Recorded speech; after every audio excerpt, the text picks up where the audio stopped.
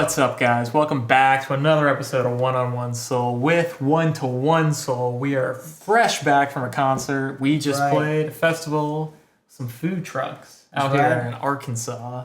We had a great time. We're still wearing our get-ups. Yeah, we've episode 3 in the same get. Yeah, I was gonna say if you've watched the last 2 weeks episode, we have yet to figure out how to break through this wall behind us and escape. That's right. So yeah, we're just gonna keep it rolling. Yeah, exactly. We're here forever. That's right. And we're wired after our show, so we're making content.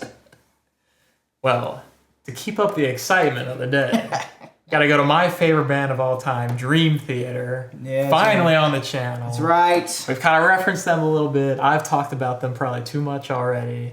We're finally getting to one of their songs, and it's a banger. All right. Yeah. So if you were in the prog know, everybody knows that Mike Portnoy, their original drummer, is back in the band. That's right. After 15 years being gone. So to kind of celebrate that and to show Tyler one of my all-time favorite Dream Theater songs, they're doing 6 O'Clock off of their Awake album. And this song is very cool because it's got probably the band's most iconic drum intro. It's awesome. Sick groove. Right. The riffs in it are awesome. Yeah, so check out that Portnoy part. Wow, that was close. Right at the beginning of the song. But the rest of it we'll talk about too. And yeah, this album is one of my all-time favorites from the band. It's got a ton of all-time greats and a ton of unique stuff too. They're pretty experimental at this point in their career, trying out different sounds and stuff. So there's a lot to different time signatures. Oh yeah, trying out all the time signatures under the sun. Yep. So yeah. For context, I'm familiar with Dream Theater. I have listened to all of Images and Words, I believe is the one before. That's what you said, yeah. Yeah, I've listened to all of that one. I don't know how many times. I love that one. This album has been on my listen to list. So this is Jack forcing me to start that listening experience that I have been putting off for work, I don't know. Too long. So, alright. I guess off the back of Teddy showing me black and blue. Just a day of showing me things, so let's do it. 6 O'Clock. Let's do it. Yeah.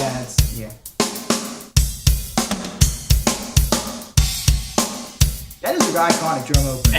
It's so good.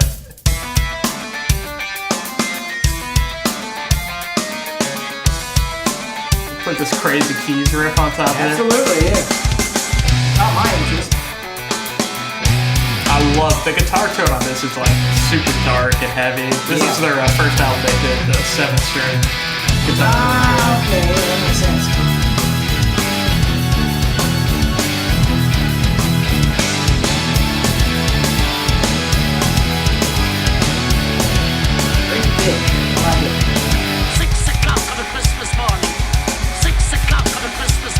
We'll talk about these samples in a second. They're very iconic.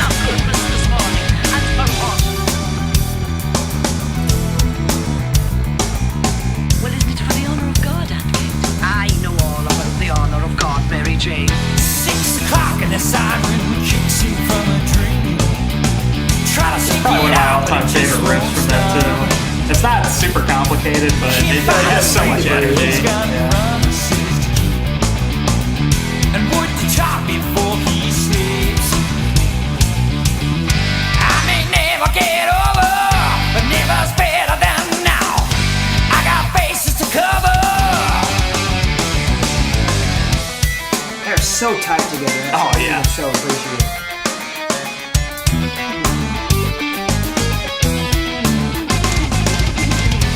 And that right there is just a classic Dream Theater transition. Yeah. You'll never hear that again in the song.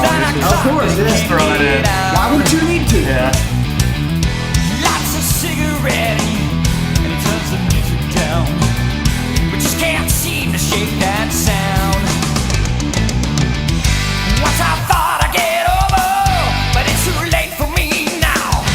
I got bases to cover. I like the raspy voice on this. Yeah. This is pretty prime LaBrie. On his early albums, he was on top of the world. Till they finally let it all go. I'm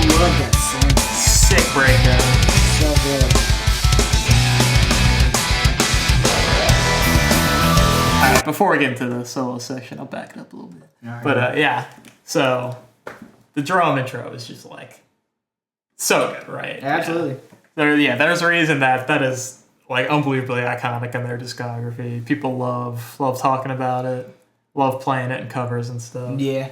Yeah, and that's you can't beat it. Can't beat it. Nope. But yeah, so obviously a lot of crazy instrumental stuff going on with them as always. And there's those weird those samples. I think we've actually talked about them in band practice before.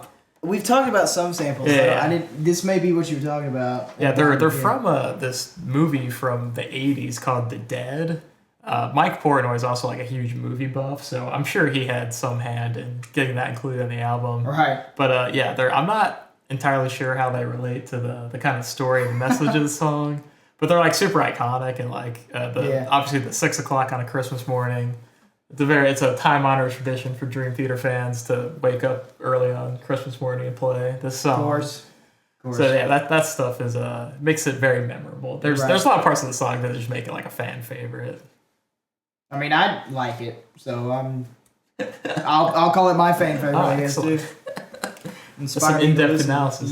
Yeah, I like it. All right, let's hit these. That's right. Crazy songs. Give me some more to analyze.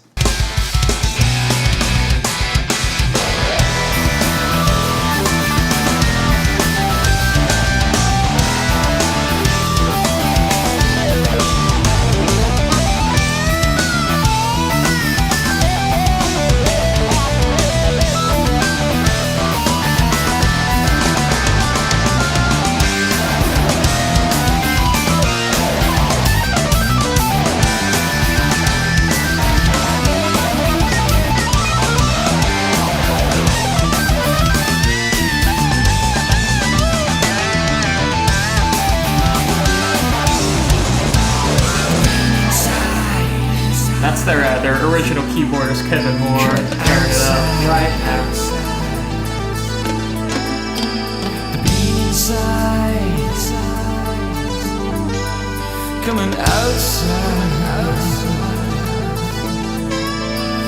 The beat inside. I like this soft set. Good contrast. Oh yeah.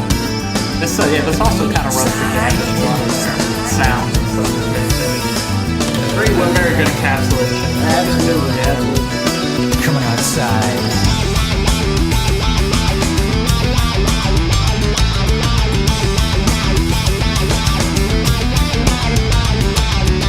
You can just get this kind of different kind of wad of guitar sound on this part, yeah.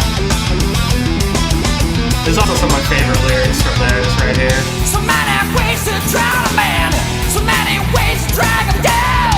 Some are fights and some take years and years. You can't hear what he's saying when he's talking in his sleep. He finally found the sound, but it's in too deep. I could never get over. Is it too late for me now? Feel like blow my cover.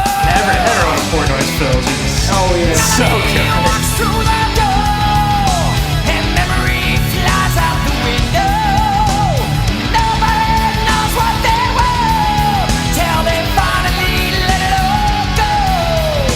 But don't cut your losses too soon, 'cause you'll only be cutting your throat. And I waited to make sure it was gonna stick around before I said that. Well, it doesn't for very long. Long enough for me to say. 6 o'clock on a Christmas morning. 6 o'clock on a Christmas morning. 6 o'clock on a Christmas morning. 6 o'clock on a Christmas morning. I know the honor of God, Mary. I know the honor of God, Mary. I know the honor of God, Mary. I know A little more fast the honor of God, Mary Jane. They shred right on out of there. Hey, well, no better way to get out, I Oh guess. yeah. Gotta make a grand Not if you exit. got Petrucci on your side. Let him do it. Exactly. It was nice. Yeah, That was a nice, humble little piece. It was very linear, very, Yeah, not a lot going on very, musically. very easy to understand. No, that's good. I could probably transcribe it right now. Yeah, accents of awesome is there. that's very good. That's a good way to open an album. Oh yeah, it makes. I definitely like it. It's it's like a 5.5 minute song. Not short, but it feels. Yeah, well, compared to "Pull Me Under" being like 9 minutes as the opener, I kind of find the length of this one working a little bit better as the opener. Yeah.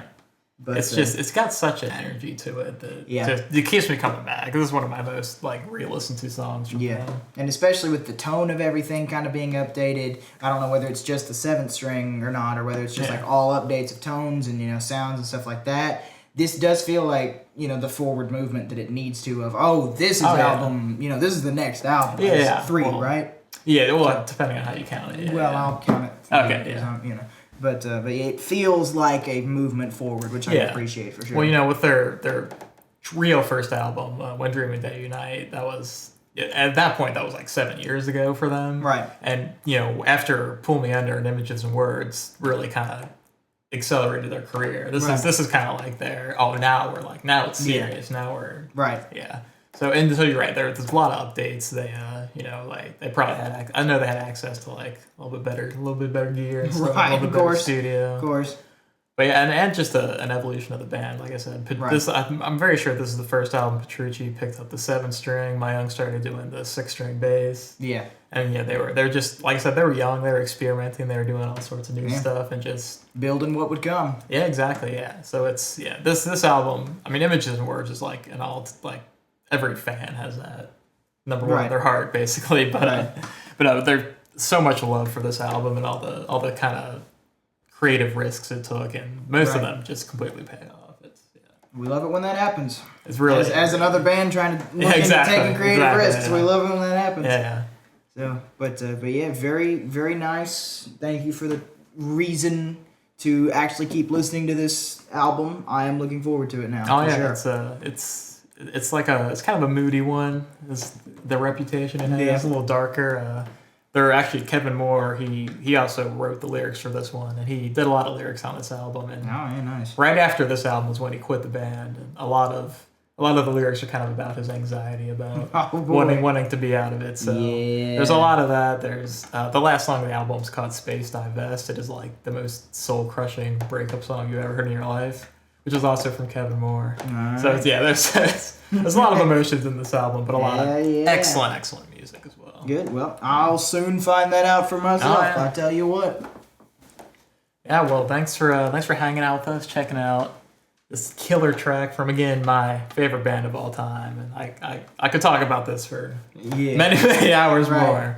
But thanks for tuning in. If you want to check out this song, go ahead and look in the description. You can find our Spotify page. We got a playlist that's got every single song we've ever covered on the YouTube channel here. So, if you want to put that on shuffle, you'll get a truly eclectic collection of songs to at this point, to peruse through.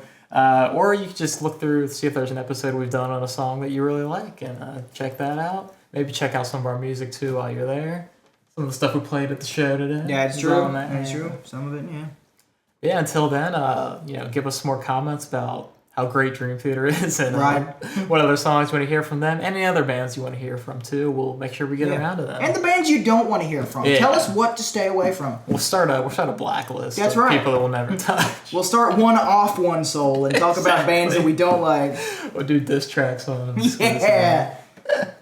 Yeah, well, that's it for us. Yeah. Hopefully we'll be out of this room by next week. Yeah. If not, I'm about to fall asleep in it. Yeah, if not, send help. But we'll get there eventually. Hopefully, Lord. Yeah, thank you very much again, and we'll see you next week. Nighty-night.